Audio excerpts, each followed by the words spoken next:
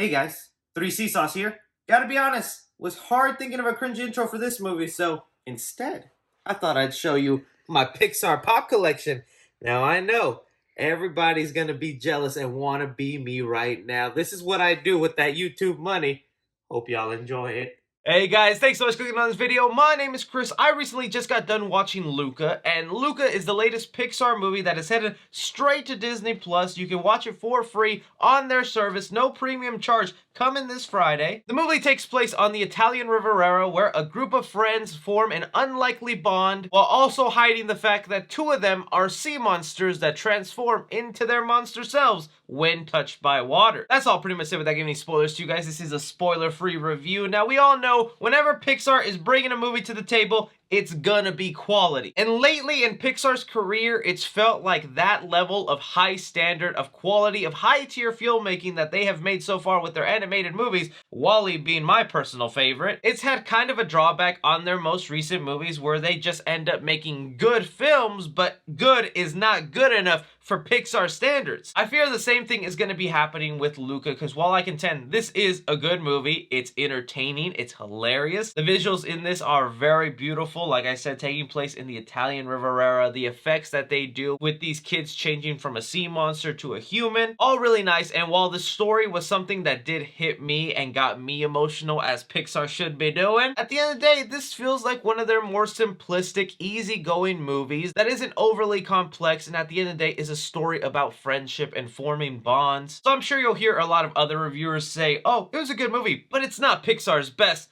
Like that's a bad thing. I don't know, it even more makes me upset with the way Disney has treated this movie, because I bet me posting this review is probably the first time some of you have even heard of this movie. How could a Pixar movie be a secret thing and something that goes straight to their streaming service without even a premium charge? I don't know what Disney really thinks of Pixar, if they just don't think they bring in the money they used to, and that's probably because they've tried focusing on more original films that don't have any IP properties in them, which is why Disney would always be like, Pixar, Cars 3, Toy Story 4, Incredibles 2, which, hey, I'm a sucker and a lover of those movies, but it goes to show you exactly what happens. You ask for more original content, you get it, and you don't show up or celebrate it. I also definitely think we've been spoiled in the last calendar year with Pixar movies, because we got to see the movie Onward that I really liked. Soul also, that was fantastic and had a lot of great awards. And of course now here with Luca. I think some people might be drawn back to what the story eventually is in here, which is them joining a race to get a Vespa. But in the journey of them trying to prepare for this race, doing the race, and the friendships and disfriendships that they make, I think it's such a common, relatable problem. And this is what I love that Pixar does, where they tell adult stories through a childhood lens. And in fear of getting canceled or reading too much into it,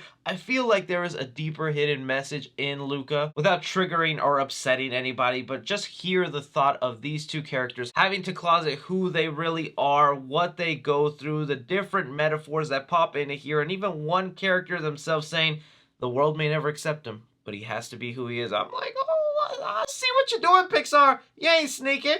And I love it. I highly recommend Luca to you guys. Don't go in with that Pixar mindset that it needs to blow your mind, change your perception of reality, and make you cry on the floor for hours. You might end up tearing up, but I wouldn't be surprised if you don't tear up in this movie. At the end of the day, it's a sweet little film about friendship with a nice, beautiful landscape that I'm sure you and your child would end up loving. So for Pixar's Luca, I'm gonna give action 3 stars here. There is a lot of movement going on here with the animation style. Not only is it beautiful to look at, but it makes for some great scenes. Comedy in the movie, I'm also going to give it 3 stars. I thought it was really funny with some of the jokes being thrown in here and some of the situations these characters get themselves into. Pixar just really nails it down with how to throw in comedy and emotional moments at the same time. Drama in the movie, I'm going to give it 3.5 stars here. I really enjoyed the story. Like I said, while this is one of their more simplistic stories that they have created in the Pixar universe, it's still very relatable. The story of friendship and the metaphors they throw in about hiding oneself and coming out to the world, I think could mean a lot to another other person out there who watches this and feels left out. Heart of the movie, I'm gonna give it no stars too, but there are some rather dark moments in here, as Pixar likes to try and push with these movies, but nothing overboard that a kid shouldn't see. And suspense the film, I'm gonna give it 3 stars here, since these characters are trying to hide their monster beast selves every time they come in contact with water and other human characters they're trying to hide from. It does create some great suspenseful moments, and I even found myself going, oh, hide! Casual fans, I'm gonna give it an A+. Cinephiles, I'm gonna give it an A-.